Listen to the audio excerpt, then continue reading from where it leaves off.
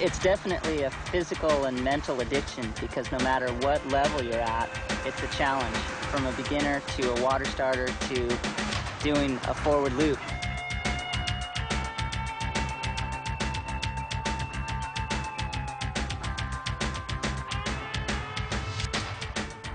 I'm just having fun. We're just out partying on the water.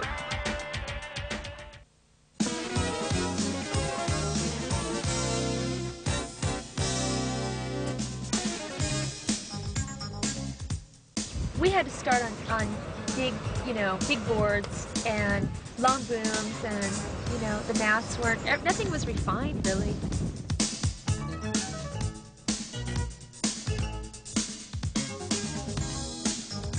People can advance so much faster now. It's unbelievable. Back then, we only had one board, one sail. No harness had been invented yet.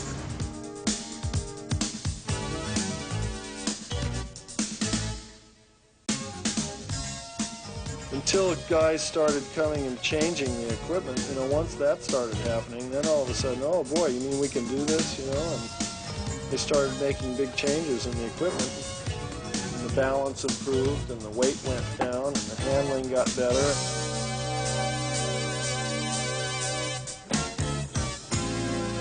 Windsurfing was the best thing ever when I was,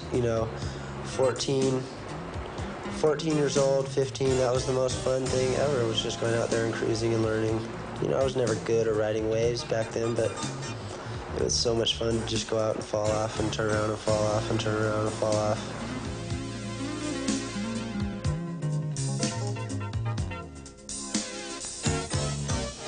But if you want to advance really quick, I think the best way to do is to go to somebody and ask them how to do. The people that really know how to windsurf can teach them really quick.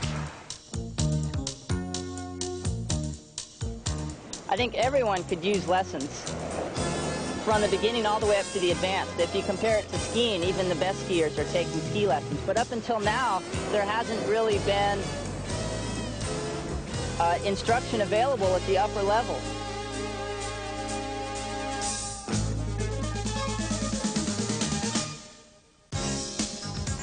Everything is more balanced, more refined, a little bit faster, well, quite a bit faster.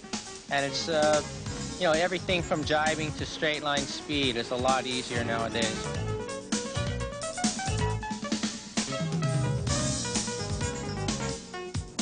Well, when it comes to water starting, I usually push for a shorter boom sail, something that's easy to clear from the water. And something like the RAF Wave is perfect.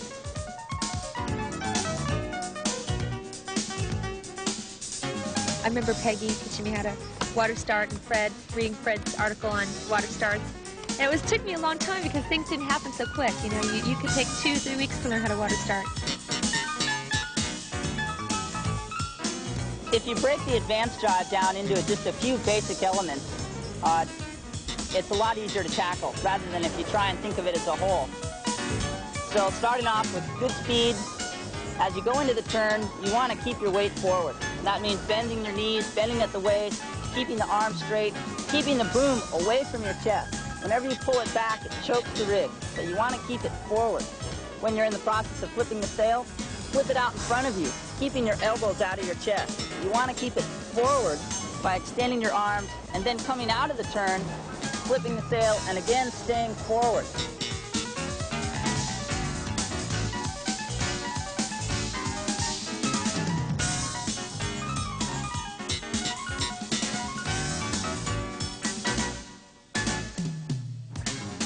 Made you think all the time. Well, it was totally evolutionary. There was no rules like there were in sailing, so you didn't have any restrictions about what the thing could look like or how it could be. You just could make it however you thought it should be the best. And, nobody was saying, oh, you can't do that. They were just saying, yeah, do it more.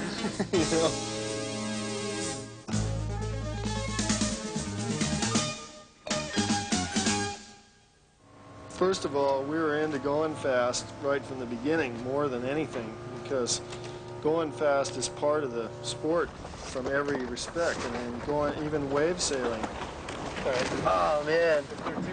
Oh, when you click in and you just get in that full smooth section. It's just like snowballs. You just keep going faster and faster.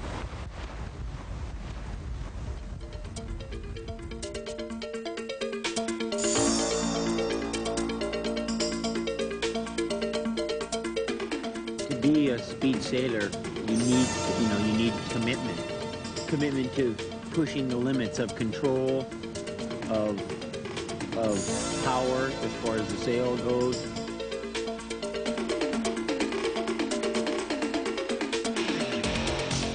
And you have to combine that with the limits of your personal fear level, because you get so much out of control position, so many out of control moments in your sailing that fear will pull your hand off of it and not keep the power on.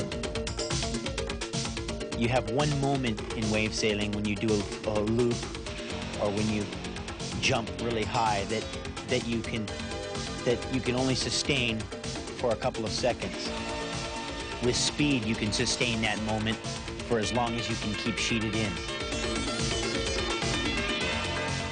Get loose. It's really tough because you point your toes and you get powered up, you get going, and then you have to relax and just let the sail and the board do it all, and you just hold it in position with total weight on your harness. Going fast and chop will take more of an attitude than a technical adjustment for most people. But in the choppy water, I have a tendency to bend the front knee more so that when I hit a chop, I can bring the knee up into my body and then flex it again when I go down. Sailing in chop takes more concentration, I think, than any other type of speed sailing. You really got to observe your path. If you let up for 1 second and you take your eye off your road home, you're going to be going home in a stretcher instead of on your sailboard.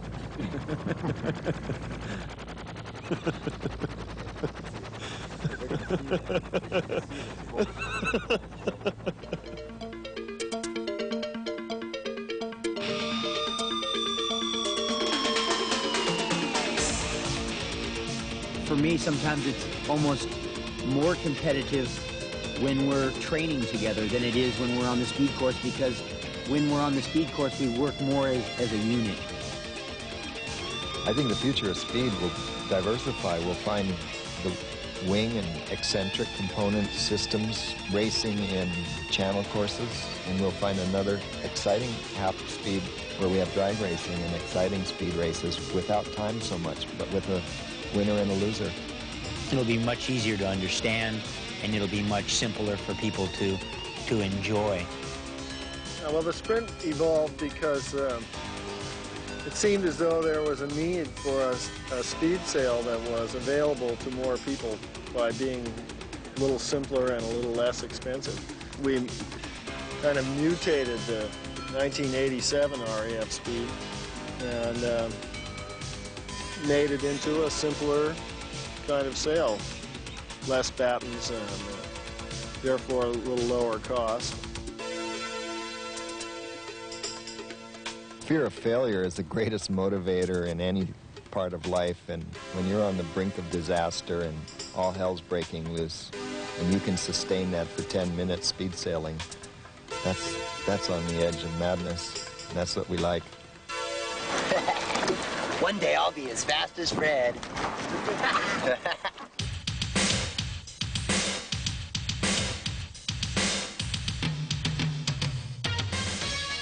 Yeah, the RAF Slalom is an RAF slalom racing sail. Pure and simple, highly developed, spent a couple of years developing it, and real easy handling, moderate boom length, not as long as the World Cup racing sails. So it has a good all-around performance characteristic. It works well overpowered. It was designed in strong winds for being powered up and for snappy driving.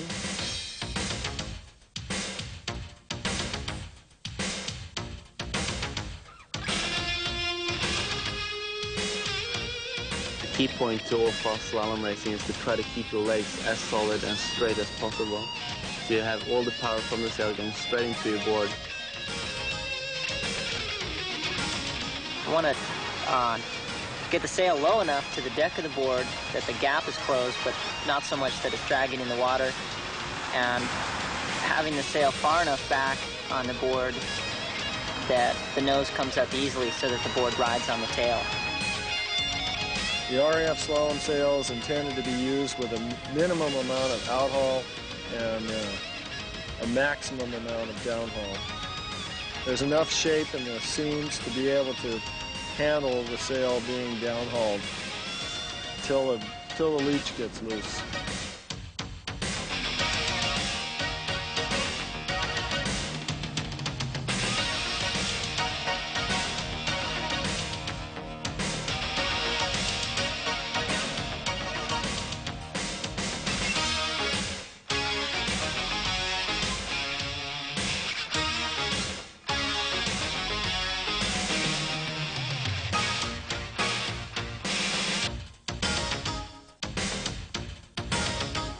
I advocate slalom sails for more flat water sailing because the wave sail, it's more of a high aspect sail. It doesn't work on flat water. You need the lower end and the quick acceleration and the speed.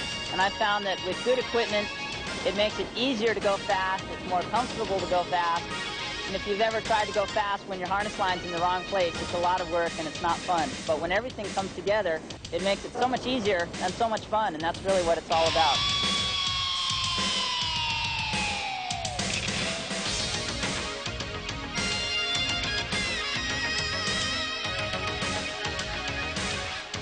My experience with the RAF and the cambered sails has been pretty detailed over the past few years, and I've just shifted my interest more towards the RAF because it's an easier handling sail to jibe. It's really quick and responsive. The difference between the RAF sail and the cam sail is, I think it's much nicer to sail with a RAF sail. It's nicer, it's lighter, it's fast anyway. But in a race, especially in course racing on the big size, you need to have cams.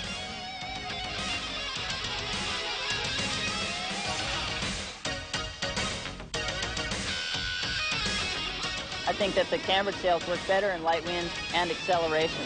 I've preferred the cambered sails for years, and now I've gone into the RAF because they're quicker on the turn, and they're easier to handle in the jibe.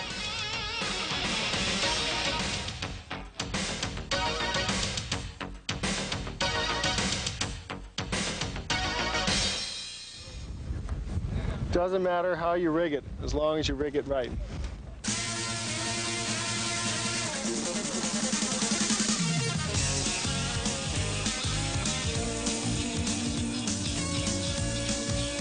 Let's say you're sailing alone, then it's more a thing of freedom. It's a different... Windsurfing is one thing, but it becomes another thing. It's like climbing a mountain. It's you, and it's your equipment, and it's the nature. All the time you work yourself. You're always trying on new things, and you're thinking, if I do this, what will happen? And you try always different daggerboard positions. With a raceboard, it's a lot of tuning you have to do. You have to find out the right mast position, the right fin position, daggerboard position. Basically what I'm using on upwind sailing is I'm using the back foot purely for pointing, where I have all my power on my back foot, straight through my body, all the way down to my toes.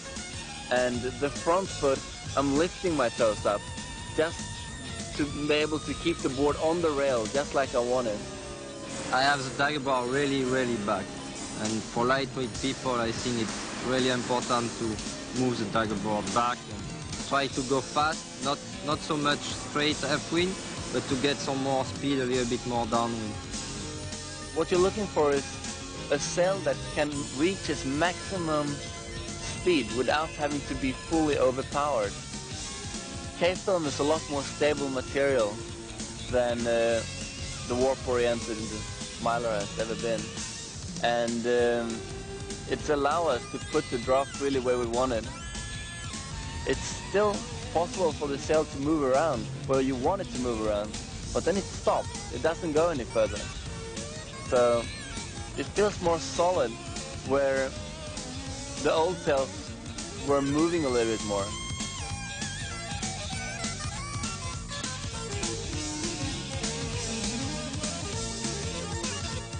So Anders was going really fast in Holland. He got floored first out of 4 races in the course racing with flattening out a sail quite a bit by using a lot of downhaul. Usually I wrap my downhaul line around a screwdriver and give it a good pull. And after that, you put the boom on and you have the shape is already in the sail then. And then you kind of like just put the boom on and pull it out a couple of centimeters only. And that leaves you with the shape you probably would like to have.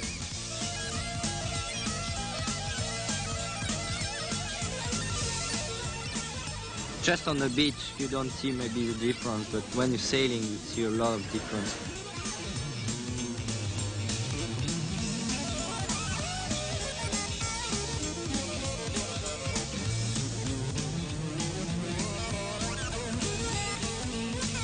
You can have the shape really locked on the front and the sail twist on the back a lot more. It's much nicer. We really like our leeches to open up quite a bit. Seems to be a lot faster when we go out and we're doing course racing in the World Cup and you see one guy's going a little bit faster than the other guy when he has pretty close to the same board. Usually it's the guy whose sail is opening up a little bit better.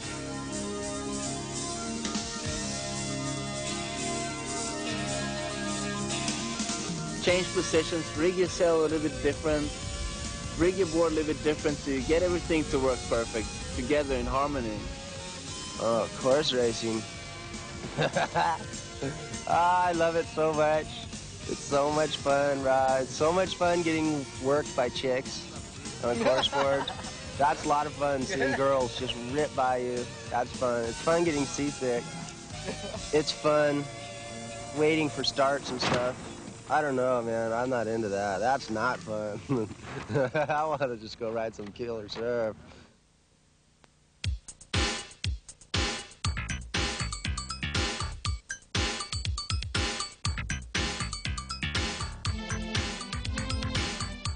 It's radical to go as high as you can first of a big wave, you know, and then just throw yourself forward and just see heaven turn into water and then go up to heaven again. It's great. Just watch down the moss. Whoa.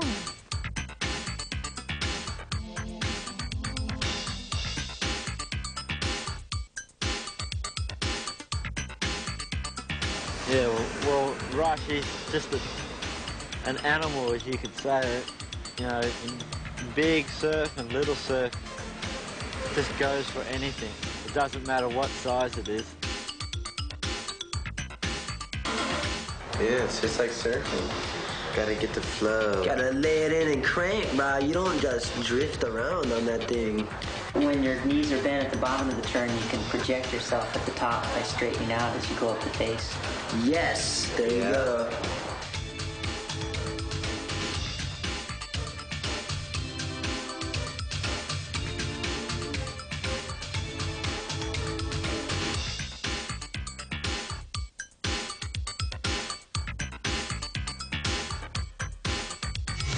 I think it comes from surfing, where surfing is really upper body movement.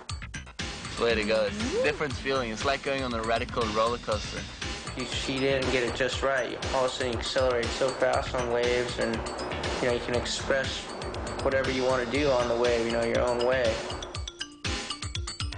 I think Mark's style is real different as compared to other sailors. I think the main difference is that his upper body contorts a lot more than other sailors. He's really twisting and loading up his upper body and then releasing the energy through his feet and hands into the sail.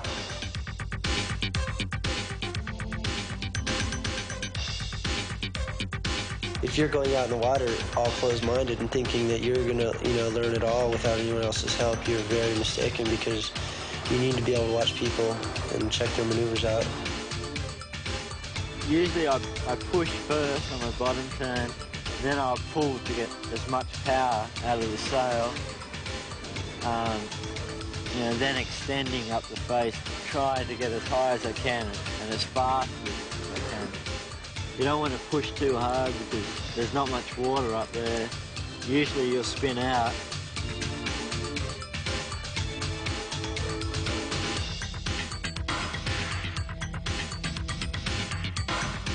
You could feel the difference in the sails that we designed this year, like with the World Cup wave. We got the double luff panel on it now. It is so much easier to sail than last year. You can luff the sail a lot better. You know exactly where the draft is.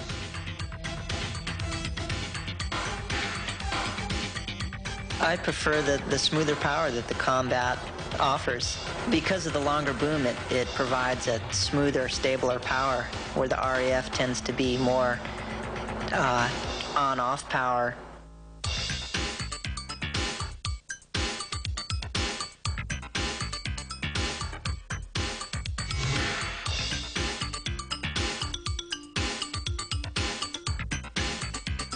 Every time you hit a wave, it's an individual feeling because there's a different amount of wind, a bigger wave. And then you just hit that mother and you bash it and hurt yourself.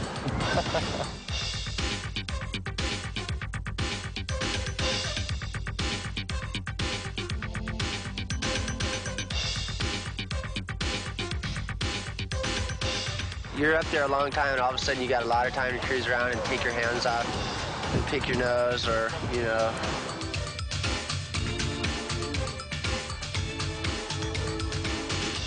It's the easiest thing. You get on the wave and it starts pushing you, and then you don't have to go. You don't have to push as hard because now you're moving and the wave is pushing you. You know, and you can just sail along on your wave and do whatever you want, wherever you want. It's fun. And most of the time, you just got it under control, and you know your limitations and stuff. So you just go real far beyond them.